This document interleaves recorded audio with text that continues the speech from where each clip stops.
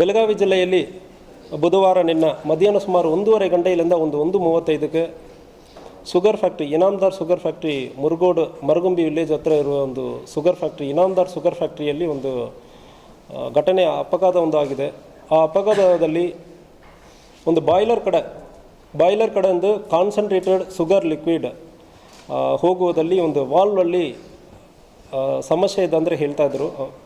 ಸಮಸ್ಯೆಯನ್ನು ಸರಿಪಡಿಸೋದಕ್ಕೆ ಸುಮಾರು 8 ಜನ ಅಲ್ಲಿ ಮೇಲೆ ಹೋಗಿ ಸರಿಪಡಿಸುವ ಪ್ರಯತ್ನ ನಡೆಸುವ ಸಂದರ್ಭದಲ್ಲಿ ಅಲ್ಲಿ ಮುಂಜಾಗ್ರತೆ ಸರಿಯಾಗಿ ತಗೊಂಡಿಲ್ಲ ಕಾರಣದಿಂದ ಅಲ್ಲಿದ್ದ ಕಾನ್ಸಂಟ್ರೇಟೆಡ್ ಹಾಟ್ ಶುಗರ್ ಲಿಕ್ವಿಡ್ ಈ 8 ಜನ ಮೇಲ್ಗಡೆ ಚೆದರಿ ಬಿದ್ದಿತ್ತು.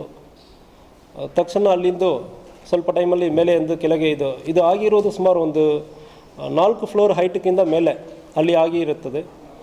ಸೊ ಅಲ್ಲಿಂದು ತಕ್ಷಣ ಮಾಹಿತಿ ಬಂದಾದ ಮೇಲೆ ಲೋಕಲ್ ಸ್ಥಳೀಯ ಪೊಲೀಸರು ಮುರುಗೋಡು ಇನ್ಸ್ಪೆಕ್ಟರ್ ಮಠಪತಿ DSP ಚಿದಂಬರ ಅವರಲ್ಲಿ ಸ್ಥಳಕ್ಕೆ ಹೋಗಿದ್ದಾರೆ. ಘಟನೆ ಗೊತ್ತಾದ ನಂತರ ಇಮಿಡಿಯೇಟ್ಲಿ ಎಲ್ಲರ ಹಾಸ್ಪಿಟಲ್ ಅಲ್ಲಿ ಕೆಲವೊಂದರೆ ಫಸ್ಟ್ ಏಡ್ಗಾಗಿ ಬೈಲಹೊಂಗಲಕ್ಕೆ ಹೋಗಿ ಉಳಿದವರನ್ನು KLE ಹಾಸ್ಪಿಟಲ್ಗೆ ತಕ್ಷಣ ಶಿಫ್ಟ್ ಮಾಡಲಾಗಿದೆ. 8 ಜನಕ್ಕೆ ಆವಾಗ ಗಂಭೀರವಾದ ಗಾಯಗಳಾಗಿರುತ್ತದೆ. ಆವಾಗಲೇ ಬರುವಾಗಲೇ ಒಂದು 3 ಜನಕ್ಕೆ ಡೆತ್ ಆಗಿರೋದಾಗಿ ಡಾಕ್ಟ್ರು ಆದಮೇಲೆ ಡಿಕ್ಲೇರ್ ಮಾಡಿರ್ತಾರೆ. ಉಳಿದ 5 ಜನಕ್ಕೆ ಗಂಭೀರವಾದ ಗಾಯ ಆಗಿರ್ತದೆ. ಅದರಲ್ಲಿ ಕೂಡ 4 ಜನ ಈಗ ತೀರ್ಕೊಂಡಿದ್ದಾರೆ. ಒಟ್ಟು 8 ಜನಕ್ಕೆ ಗಂಭೀರವಾದ ಗಾಯ ಆಗಿರೋದಲ್ಲಿ 7 ಜನ ಈಗ ತೀರ್ಕೊಂಡಿದ್ದಾರೆ. ಇನ್ನು ಒಬ್ಬರು ಅವರು ಕೂಡ ಗಂಭೀರವಾದ ಗಾಯ ಇರ್ತದೆ. ಇದರಲ್ಲಿ ಡೀಟೇಲ್ ಹೇಳಬೇಕಾದ್ರೆ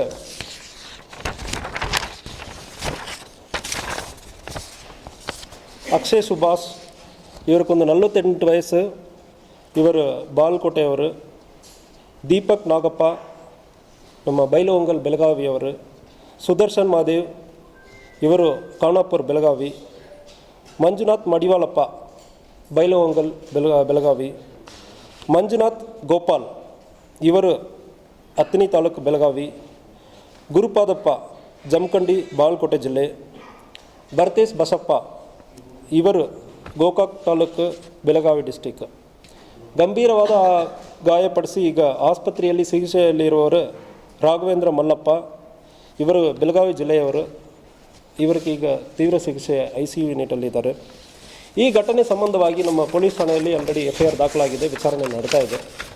ಈ ಘಟನೆಯಲ್ಲಿ ನಾವು 4/2026 ನಾವು ಆಲ್ರೆಡಿ FIR ಮಾಡಲಾಗಿದೆ. ಈ ತನಿಖೆಯಲ್ಲಿ ಮುಖ್ಯ ಕಾರಣ ಅವರು ಏನು ಹೇಳಿರ್ತಾರಂದರೆ ಲೋಪಗಳು ಸೇಫ್ಟಿ ಪ್ರಿಕಾಷನ್ಸ್ ತೊಗೊಂಡಿರಬೇಕಾಯಿತು. ಅಟ್ಲೀಸ್ಟ್ ಇಂಥ ಒಂದು ಕಾನ್ಸಂಟ್ರೇಟೆಡ್ ಶುಗರ್ ಇದೆಲ್ಲ ನಾವು ಹ್ಯಾಂಡಲ್ ಮಾಡೋ ಸಂದರ್ಭದಲ್ಲಿ ಶುಗರ್ ಫ್ಯಾಕ್ಟ್ರಿಯನ್ನು ಅಡ್ಮಿನಿಸ್ಟ್ರೇಟ್ ಮಾಡುವವರು ಮತ್ತು ಟೆಕ್ನಿಕಲ್ ಟೀಮ್ ಇಂಜಿನಿಯರ್ಸ್ ಇವರೆಲ್ಲ ಅಲ್ಲಿ ಕೂಲಿ ಕಾರ್ಮಿಕರಿಗೆ ಸರಿಯಾದ ರೀತಿಯಲ್ಲಿ ಒಂದು ಸೇಫ್ಟಿ ಪ್ರಿಕಾಷನ್ಸನ್ನು ಕೊಟ್ಟಿರಬೇಕು ಅಂತ ಹೇಳಿ ಯಾರ್ಯಾರೆಲ್ಲ ಕೊಟ್ಟಿಲ್ಲ, general manager technical head Subbaratna ಮಂದ್ರ ಒಬ್ಬರ ಹೆಸರು, ಮತ್ತು Praveen Kumar general manager engineering head, ಮತ್ತು Vinod Kumar general manager processing. So ಇಂಥ 3 ಜನ ಮೇಲ್ಗಡೆ ಈಗ ದೂರು ಕೊಟ್ಟಿದ್ದಾರೆ. ದೂರನ್ನು ಸ್ವೀಕರಿಸಿ FIR ಕೂಡ ಮಾಡಲಾಗಿದೆ. ಈ ಒಂದು ಅಪಘಾತದಲ್ಲಿ ಈಗ ನಾವು ಕೂಡ ತಕ್ಷಣ ಒಂದು ಜೀವನ ಉಳಿಸುವುದಕ್ಕೆ ಪೊಲೀಸ್ ಇಲಾಖೆಯಿಂದ ಗ್ರೀನ್ ಕಾರಿಡಾರ್ ಮಾಡಿ ಪೊಲೀಸ್ ಎಸ್ಕಾರ್ಟ್ ಮಾಡಿ ಬಾಡಿಯನ್ನು KLE ಹಾಸ್ಪಿಟಲ್ಗೆ ಕರ್ಕೊಂಡು ಬಂದು ಪ್ರಯತ್ನ ಮಾಡಿದ್ದೀವಿ. ಆದರೆ ಕೂಡ ಈಗ 7 ಜನ ಮೃತಪಟ್ಟಿರ್ತಾರೆ. ಯಾರು ಮುಂದುವರೆದು ಸೊ ಇದರಲ್ಲಿ ಪರಿಹಾರ ಬಗ್ಗೆ ಇನ್ಶೂರೆನ್ಸ್ ಇರುತ್ತದೆ ಮತ್ತು ಪರಿಹಾರ ಅದು ಫ್ಯಾಕ್ಟ್ರಿಯಲ್ಲಿ ನೆಗೋಷಿಯೇಟ್ ಮಾಡಿ ಏನು ಕೊಡ್ತಾರೋ ಅದ್ರ ಬಗ್ಗೆ ಡಿಸ್ಕಸ್ ಮಾಡೋದಿಲ್ಲ.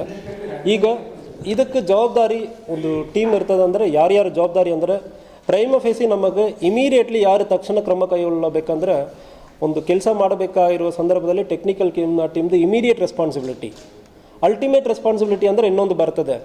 ಸೊ ಅವ್ರದ್ದು SOP ಇಂಥಾಗ ಒಂದು ಘಟನೆ ಆಗುವ ಸಂದರ್ಭದಲ್ಲಿ ಯಾವ ರೀತಿಯಲ್ಲಿ ಅವರು ಏನೇನು ಪ್ರಿಕಾಷನ್ಸ್ ತೊಗೊಂಡಿರ್ತಾರೆ, ಸೊ ಅವ್ರು ಏನೇನು SOP ಇರ್ತದೆ, ಅವ್ರ SOPಯಲ್ಲಿ ಯಾವುದು ಬೇಜವಾಬ್ದಾರಿತನ ಮತ್ತು ಯಾವುದೇ ಪ್ರಿಕಾಷನ್ಸ್ ಬೇಸಿಕ್ ಪ್ರಿಕಾಷನ್ಸಲ್ಲಿ ಅವರದ್ದು SOPಯಲ್ಲಿ ಯಾವುದು ಇಲ್ಲಂದ್ರ ಸಂದರ್ಭದಲ್ಲಿ ತನಿಖೆಯಲ್ಲಿ ಕಂಡುಬರುವ ಸಂದರ್ಭದಲ್ಲಿ ಉಳಿದವರ ಮೇಲೆ ಕೂಡ ನಾವು ಕಾನೂನು ರೀತಿಯಲ್ಲಿ ಕೈಗೊಳ್ತೀವಿ.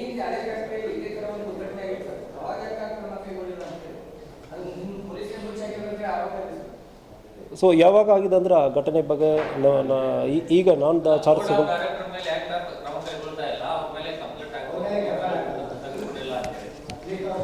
ಈಗ ಕಂಪ್ಲೇಂಟ್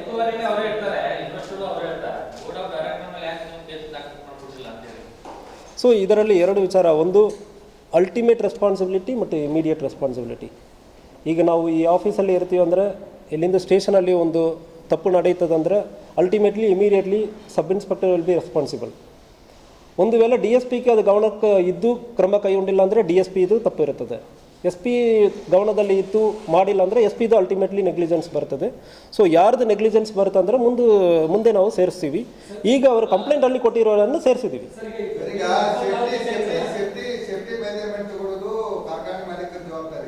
ಈಗ ಅವ್ರು ಸೇಫ್ಟಿ ತಗೊಂಡಿಲ್ಲ ಅಂದ್ರೆ ಕಾರ್ಖಾನೆ ಮಾಲೀಕರೇ ಜವಾಬ್ದಾರಿ ಆಗ್ತಾರೆ. ಅವ್ರು ಪ್ರೆಸೆಂಟ್ ಆ ಇನ್ಸಿಡೆಂಟ್ ಆಗುವಾಗ ಅವ್ರು ಇಲ್ಲದೇ ಇದ್ರು ಕೂಡ ರೆಸ್ಪಾನ್ಸಿಬಿಲಿಟಿ ಓನರ್ದು. ಅದೇ ನಾನು ಹೇಳ್ತಾ ಇದ್ದೀನಿ. ಈಗ ಒಂದು ಫ್ಯಾಕ್ಟ್ರಿ ನಡೆಸುವ ಸಂದರ್ಭದಲ್ಲಿ ಅವರು ಬೇಸಿಕ್ ಪ್ರಿಕಾಷನ್ಸ್, ಒಂದು ಎಂಪ್ಲಾಯಿಗೆ ಏನೇನು ಬೇಸಿಕ್ ಪ್ರಿಕಾಷನ್ಸ್ ಸೇಫ್ಟಿ ಮಾಡಿಸಿಕೊಡಬೇಕೋ ಅದೆಲ್ಲ ಮಾಡಿಸಿಕೊಡಬೇಕಾಗಿರೋದು ultimately it will lie with the owners ಮತ್ತು ಡೈರೆಕ್ಟರ್ಸಲ್ಲಿ ಇರ್ತದೆ. ಬಟ್ ಅದರಲ್ಲಿ ಈಗ ಇಮಿಡಿಯೇಟ್ಲಿ ಅವರು ಸೇಫ್ಟಿಗೆ ಅವರು ಇಂಜಿನಿಯರ್ ಇದ್ದಾರಾ ಇಲ್ವೋ ಅಂದರೆ ನಮಗೆ ಗೊತ್ತಿರಲ್ಲ. ವಿಚಾರಣೆಯಲ್ಲಿ ನಮಗದು ಗೊತ್ತಾಗುತ್ತದೆ. ಒಂದು ವೇಳೆ ಅದು ನೇಮಿಸಿಲ್ಲ, ಯಾರು ಅದಕ್ಕೆ ಜವಾಬ್ದಾರಿ ಇಲ್ಲಾಂದ್ರೆ ಸಂದರ್ಭದಲ್ಲಿ ನೆಗ್ಲಿಜೆನ್ಸ್ ಮೇಲೆ ಇರೋವರೆಗೂ ಬರ್ತದೆ.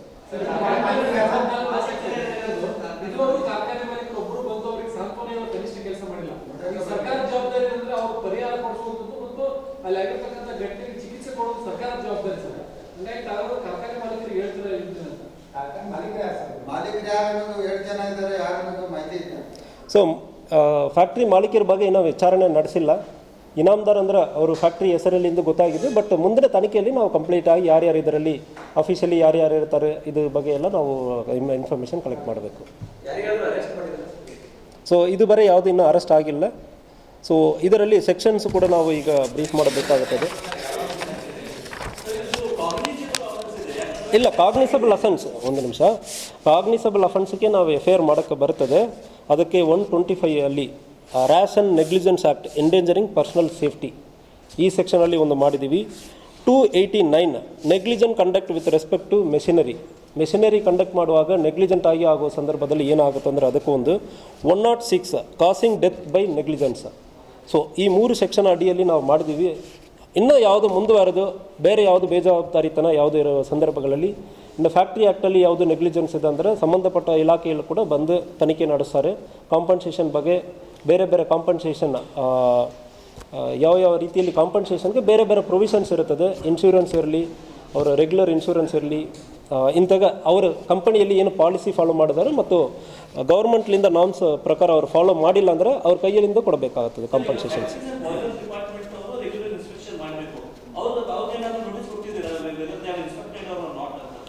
ಈಗ ನಿನ್ನೆ ತಮಗೆಲ್ಲರಿಗೂ ಗೊತ್ತಿರಲಿ, ನಿನ್ನೆ ಎಲ್ಲರಿಗೂ ಗೊತ್ತಿದೆ 3 ಜನ ನಿನ್ನೆ ಡೆತ್ ಆಗಿದ್ದಾರೆ. ಅದಕ್ಕೆ ನಾವು ಪೋಸ್ಟ್ ಮಾರ್ಟಮ್ ಮಾಡಿ ಬಾಡಿ ಹ್ಯಾಂಡ್ ಓವರ್ ಮಾಡಿ ಪಂಚನಾಮ ಮಾಡಬೇಕಾಯಿತು. 3-4 ಟೀಮಲ್ಲಿ ಮಾಡ್ತಾಯಿದ್ದಾರೆ. ಇವತ್ತು ಕೂಡ ಒಂದು 4 ಜನ ಡೆತ್ ಆಗಿದ್ದಾರೆ. ಸೊ ನಾವು ತಕ್ಷಣ ಒಂದು ಶವಕ್ಕೆ ಬೆಲೆ ಕೊಡಬೇಕು.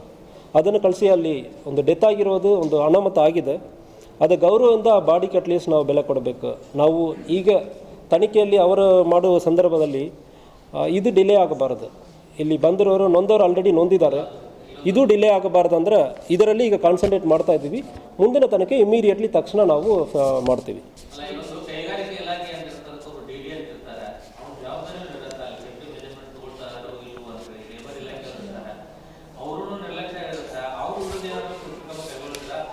ಇಲ್ಲ, ಅವರ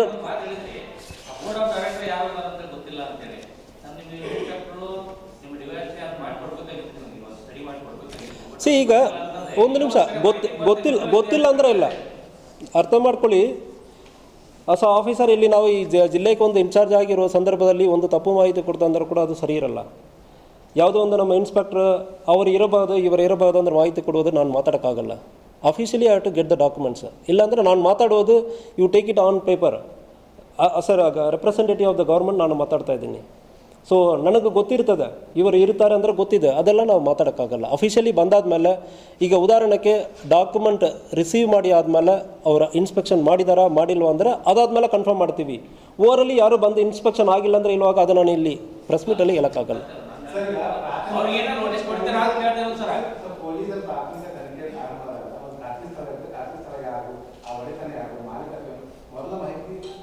ಎಲ್ಲ ನಮ್ಮ ಇದರಲ್ಲಿ ಇದೆ. ಸೊ ನಮಗೆ ಇಮಿಡಿಯೇಟ್ ಮಾಹಿತಿ officially we have to collect the documents on paper ಯಾವ್ದು ಇರ್ತದೆ ಅಂದ್ರೆ ನಾವು ಕಲೆಕ್ಟ್ ಮಾಡಬೇಕು.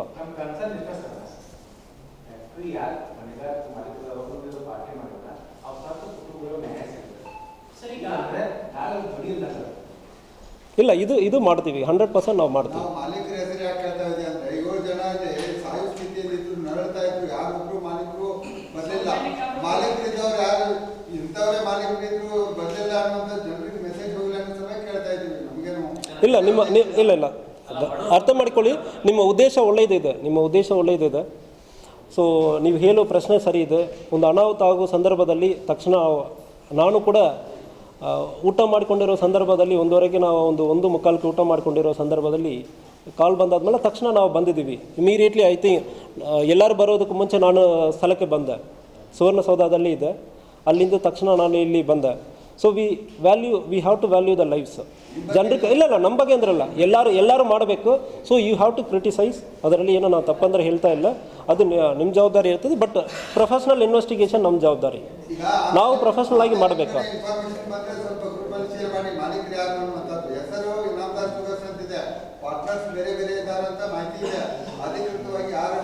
ಅಧಿಕೃತವಾಗಿ ದಾಖಲಾತಿಗೆಲ್ಲ ಸಿಕ್ಕಿ ಆದಮೇಲೆ ನಾವು ಶೇರ್ ಮಾಡ್ತೀವಿ.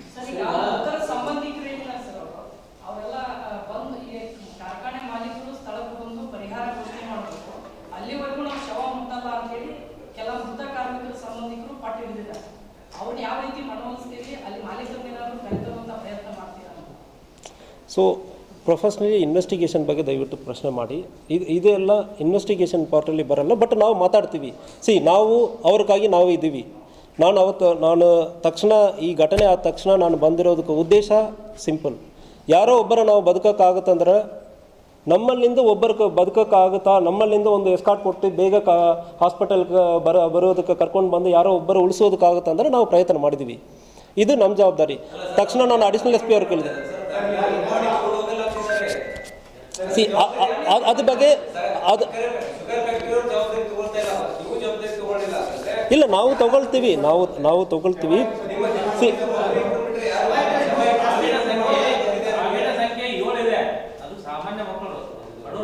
ಸೊ ನನಗೂ ಗೊತ್ತಿದೆ.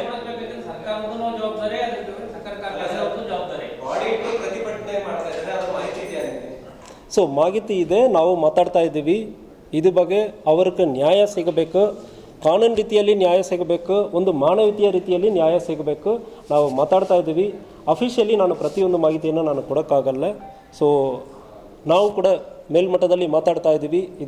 ಇದರಲ್ಲಿ ನ್ಯಾಯ ಸಿಗಬೇಕಂದ್ರೆ ಮಾತಾಡ್ತಾ ಇದ್ದೀವಿ.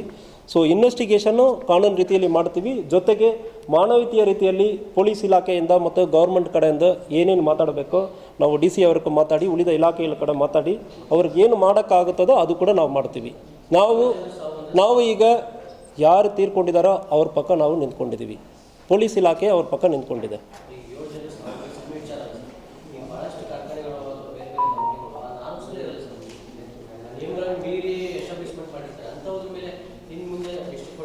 ಸೊ ಇದರಲ್ಲಿ ರೆಗ್ಯುಲೇಟರಿ ಪವರ್ಸ್ ನಮ್ಮ ಇಲಾಖೆಗೆ ಬರಲ್ಲ. ರೆಗ್ಯುಲೇಟರಿ ಪವರ್ಸ್ ಇರುವ ಇಲಾಖೆಗೆ ತಕ್ಷಣ ನಾವು ಲೆಟ್ರ್ ಬರೀತೀವಿ ಮತ್ತು DC ಅವ್ರಿಗೆ ಲೆಟ್ರ್ ಬರೆದು ಈ ಮುಂದಿನ ಇದೇ ರೀತಿಯಲ್ಲಿ ಯಾವುದೇ ಒಂದು ಘಟನೆಯೂ ಆಗಬಾರದು. ಅದಕ್ಕೆ ನಾವು ಕನ್ಸರ್ನ್ ಸಂಬಂಧಪಟ್ಟ ಇಲಾಖೆಯಲ್ಲಿ ಅಲ್ಲಿ ಇನ್ಸ್ಪೆಕ್ಷನ್ ಎಲ್ಲಿ ಮಾಡಬೇಕು ಅದು ಮಾಡುವುದಕ್ಕೆ ನಾವು ಹೇಳ್ತೀವಿ. ಮುಂದೆ ಇಂತಾಗ ಆಗಬಾರ್ದು, ಅದು ನಮ್ಮ ಉದ್ದೇಶ ಇದೆ.